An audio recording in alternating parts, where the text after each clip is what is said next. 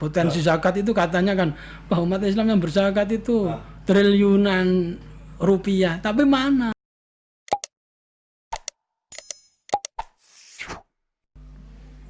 Assalamualaikum Pak Safa. Waalaikumsalam warahmatullahi wabarakatuh. Alhamdulillah sehat ya. Alhamdulillah. Alhamdulillah. Sehat-sehat kebias.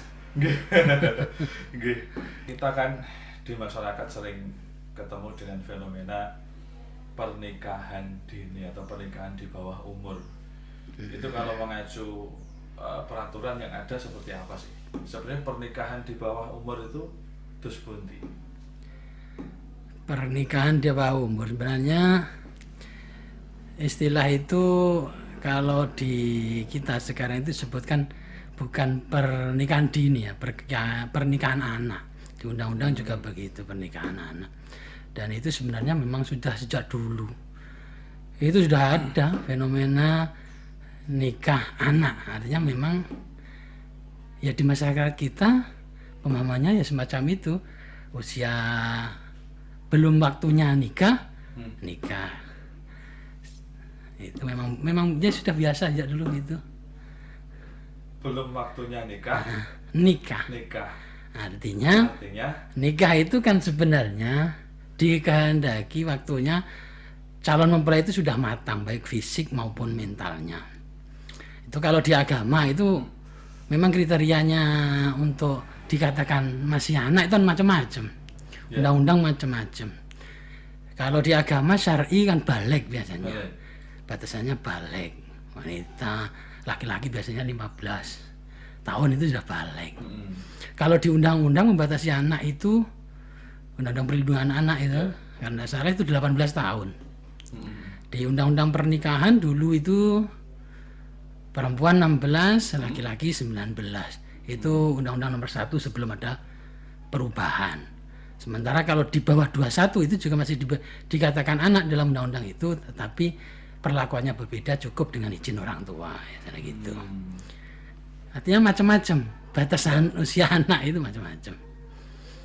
Terus ngeten Mas Safa, kalau memang pernikahan anak itu dari dulu sudah ada, kenapa itu kok dilarang? Artinya kok diatur? Ya. Kenapa? Begini ya, pemerintah itu kan menginginkan ketahanan keluarga itu ketika disurvei penyebab perceraian itu termasuk salah satunya dan itu yang terbanyak katanya. Itu dari pernikahan anak. Artinya usia-usia yang tadi saya nyatakan dari segi fisik, mental juga belum matang. Karena sebenarnya mereka harus siap. Pernikahan itu kan tidak hanya pengen toh, tapi di situ menyatukan dua perbedaan yang sangat banyak dan itu harus siap. Dan itu ternyata membuat ketahanan keluarga itu banyak yang cerai itu termasuk salah satu penyebabnya pernikahan dini, pernikahan anak. Atau yang kedua juga dari segi kesehatan ternyata seperti di Trenggalek ini banyak dinyatakan daerah stunting ini stunting. Itu juga salah satu penyebabnya yang banyak itu karena rata-rata orang tuanya itu menikahnya di usia anak. Jadi memang reproduksinya belum siap. Nah ini dikehendaki dalam aturan itu untuk mengurangi perceraian, salah satu upayanya dengan peningkatan usia pernikahan. Ya, sehingga di dalam undang-undang yang terbaru, undang-undang yang merubah undang-undang nomor 1 khususnya pasal tentang batasan usia itu sekarang kan dirubah ya, laki-laki 19 tahun, perempuan juga 19 tahun. Otomatis di situ yang sidang semakin banyak. Yang ditolak oleh kawan semakin banyak. Iya, karena kalau kita lihat di masyarakat mau tidak mau banyak ya ada fenomena di bawah umur karena kejadian tertentu ya mau tidak mau harus dinikahkan kan begitu ya. Iya. Dan karena persoalannya kan tidak semudah itu sebenarnya. Mengapa mereka nikah anak itu kan kompleks.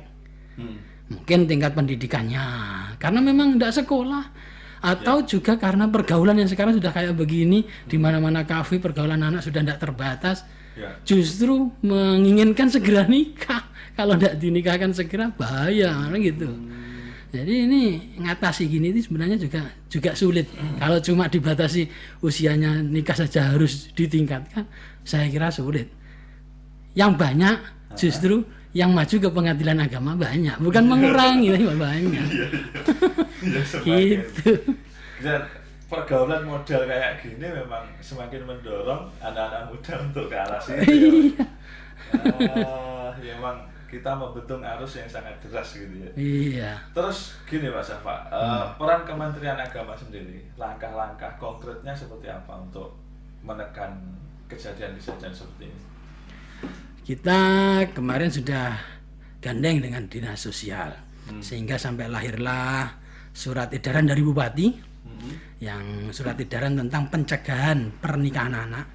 Walaupun ini juga masih dalam tahap sosialisasi, belum pelaksanaan, insya Allah 2021. Ya. Tapi ini juga mudah-mudahan ini ya ada manfaatnya, artinya ya sedikit mengurangi lah. Karena di situ tidak hanya Kemenak, tapi juga Pengadilan Agama sebagai institusi yang memberikan izin dispensasi, itu juga diberikan tambahan, artinya tambahan persyaratan. Kalau kemarin-kemarin nikah yang belum usia 19 tahun kan langsung ditolak oleh kepala KUA, kemudian datang ke pengadilan, dan selama ini pengadilan pasti mengizinkan.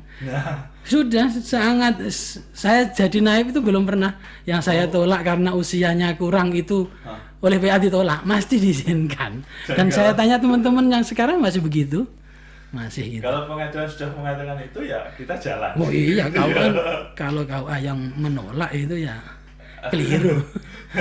Pengadilan, kalau sudah diperintah pengadilan ya langsung. Iya. Gitu. Dan saya dengar akan dibentuk namanya konselor perkawinan ya. Apa itu Pak Syafa? Ini, jadi di dalam SE itu salah satu tahapannya.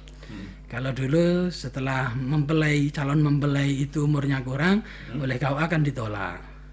Sekarang oleh KUA ditolak tapi diarahkan ke konselor penasihatan keluarga itu dari dinas sosial dan juga dari teman-teman penyuluh keluarga sakinah. Ini nanti ada pelatihannya. Diharapkan setelah masuk pintu konselor ini yang berbeda dengan kemarin-kemarin. Yang biasanya langsung ke pengadilan agama, langsung action ditindak, eksekusinya di situ. Sekarang peran konselor ini yang diharapkan. Artinya setelah mendapatkan bimbingan, kalau dia tetap terus, paling tidak dia mempunyai ilmu. Kalau akhirnya dengan penasihatan itu dia mengurungkan, berarti kan ini sudah mencegah pernikahan anak. Tapi kalau dia tetap terus, paling tidak diharapkan ada pengawasan terus dari konselor ini. Pasca pernikahan nanti tetap ada bimbingan. Bagaimana orang tua tugasnya, kesiapan fisik, mentalnya. Ini nanti tetap berhubungan, diharapkan semacam itu. Jadi pendampingan terhadap keluarga yang tumbuh dari perkawinan usia anak ini. Diharapkan begitu. Kalau kita lihat peta, mungkin sebaran Mas apa ya, yang kejadian terbanyak di daerah mana sih terjadi pernikahan di ini? Yang paling banyak ya memang di pegunungan. Pegunungan ya. Dongko, atau Limo, Bendungan, itu yang paling banyak karena memang tingkat pendidikannya harus diakui. Yang tidak sekolah SMA yang banyak itu pasti di situ juga letak pernikahan anaknya tinggi. Dan selama ini memang daerah-daerah itu gencar kita berikan sosialisasi terkait itu, gitu. Iya. Okay. Lagi yang sudah jalan Mas Syafa ya, orang-orang atau pasangan yang mau menikah catin itu kan ada pelatihan apa itu 2 hari ya kalau nggak salah ya. Itu sudah berlangsung lama nih atau gimana ya? Kalau pelatihan ini ya sudah berlangsung sekitar 4 tahunan, tapi tidak menyeluruh seluruh catin karena anggaran di Kemenak kan terbatas sekali. Tapi diharapkan kepala KUA bersama konselor nanti bisa memberikan penasihatan. Makanya kita punya penyuluh. Kepala KUA kalau penghulu tidak bisa ngatasi sendiri, ya penyuluh itu yang memberikan penasihatan pernikahan. Siap. Dan teknisnya itu dimulai dari 2021. 2021 itu kan start pelaksanaan atau masih mulai diklat konselor dan sebagainya Mas? Diklat konselor. Oh masih ya. Iya. Jadi pelaksanaannya kalau konselor ini sudah didiklat. Nanti kalau penyuluh keluarga sakinah sudah didiklat baru ini dilaksanakan. Karena memang salah satu SOP-nya ini nanti jalannya ke ruang konselor ini. Setelah ditolak oleh kepala KUA maka ke ruang konselor. Semakin ke sini peran penyuluh agama kan semakin terlihat nyata, Pak, ya? Iya, memang yang harus sudah begitu. jalan misalkan wakaf, terus ini mau ada konselor keluarga sakinah. Ada lagi Nun Sewu yang kemarin sempat di-share tapi belum ada tindak lanjutnya, mungkin masih menunggu pandemi terkait dengan produk halal. Oh iya. Berapa Pak Syafa nih? Misalkan saya punya produk apa gitu ya, terus saya pengen ngajukan agar saya dapat sertifikasi halal sehingga itu muncul di produk saya. Itu teknisnya seperti apa sekarang? Apa sudah ada apa belum? Itu sudah ada, semua sudah ada ditangani. Kalau di Kemenak itu di bawah penyelenggara syariah. Karena memang kalau dulu itu MUI, sekarang itu prosesnya pintunya di Kemenak. MUI itu sebagai pemberi fatwa di situ tetap terlibat, tapi bukan pemberi label itu lagi. Label itu tetap nanti dari Kemenak. Jadi nanti prosesnya di Kemenak dan insya Allah semua sekarang memang banyak produk-produk makanan terutama itu yang pengen ngajukan itu. Dan mengajukan. Sampai sekarang sudah banyak Mas? Sudah proses. Cuma di Kemenak kan cuma memverifikasi saja. Kita nanti persyaratannya kita kirim ke Kanwil sebagai tim nanti perpanjangan dari pusat. Kalau teknisnya sendiri apa? Misalkan tempat produksinya juga disurvei atau makanannya ditilii mana? Ya jelas disurvei dan kan tidak hanya rasanya, prosesnya itu nanti ada tim sendiri itu. Kandungannya iya apa saja prosesnya itu untuk produk halal itu nanti di bawah penyelenggara syariah kalau di Kemenak dan kita punya penyuluh di situ. Insya Allah nanti juga dibekali semuanya paham. KUA ini semuanya pintunya di KUA. Jadi nanti penyuluh itu tidak khawatir, jangan khawatir, tidak ada gaya. Banyak itu nanti. Alhamdulillah. Dan Kementerian Agama sendiri dalam hal ini juga semakin memberikan perhatian kepada masyarakat ya Pak, sampai termasuk adanya uang kehormatan untuk para imam, ada pembagian macam-macam. Itu saya pikir memang semakin kesini semakin meningkatkan kemanfaatan untuk umat. Itu yang di Pontren juga banyak sekarang, pondok pesantren. Kemarin dari COVID itu juga banyak dana-dana hibah untuk pondok pesantren, kemudian Madin, TPA juga ada. Artinya Kementerian Agama ya sudah berbuat banyak. Mudah-mudahan di lapangan memang benar-benar sesuai dengan program itu. Nanti Ormas di depan di Bimas itu ada, mudah-mudahan ada pendanaan untuk Ormas. Ya seberapapun yang penting ada dulu dianggarkan. Lagi yang kemarin sempat kita dirawai oleh Kak Kanwil itu terkait dengan surat izin majelis taklim atau disebut apa Pak? Surat tanda terdaftar. Surat keterangan terdaftar SKT. Untuk apa sih Pak Syafa? Apa sih majelis taklim kan sudah mengakar, ada bermanfaat, bahkan sejak lama kok pakai daftar-daftar segala ini. Untuk apa? Sudah jalan dan mereka lillahi ta'ala sebenarnya. Kadang-kadang masyarakat terus tanya Arabnya apa terus oleh opo. Kita itu umat Islam itu potensinya besar. Kemenak itu juga potensi data itu banyak sebenarnya. Cuma kalau itu tidak diwadahi, kadang cuma retorika saja kita sampaikan, kita punya masjid segini, punya majelis taklim segini, tapi mana buktinya, datanya majelis taklim itu kayak apa, kriterianya apa. Pokoknya majelis taklim. Nah, itu tidak ada, ternyata di Kemenak itu data itu tidak ada. Makanya perlu terdaftar itu ketika kita sudah punya data terukur, ternyata majelis taklim yang benar-benar ini segini jumlahnya. Mudah-mudahan dengan tahu jumlah data itu nanti Bappenas atau gimana, kalau sudah membaca potensi untuk pembinaan umat itu banyak sekali jalurnya. Insya Allah begitu maksudnya. Memang utamanya terkait pendataan yang umat Islam sendiri secara kuantitas besar. Jelas itu ya. Karena memang tidak punya data. Kemarin sempat diberikan perbandingan ya. Kalau ada umat lain membuat tempat ibadah itu seketika jadi isinya udah terbit lengkap gitu ya. Kita kan lemah di situ. Masih. Kita dulu seperti zakat. Potensi zakat itu katanya kan bahwa umat Islam yang berzakat itu triliunan rupiah. Tapi mana? Karena tidak ada yang mengelola. Sekarang sudah ada Basnas, ada Lasmu, Lasnu, itu semua sudah jalan. Artinya terukur. Cuma masyarakat masih ada yang sendiri-sendiri, yang apa-apa, tapi paling tidak sudah mulai berjalan. Negara hadir di situ. Geser ke zakat ini kita nyangkep semuanya Mas Syafa, walaupun singkatnya kita singgung dikit-dikit. Artinya masyarakat ketika memilih untuk menyalurkan zakatnya, negara sendiri kan punya Basnas. Kalau ngersakne kelas Zisnu boleh, kelas Zismu boleh. Artinya ketiga-tiganya kan memang sudah terdaftar gitu ya. Begini. Jadi Basnas yang utama itu di Basnas. Lazisnu itu tetap berizin dari Basnas.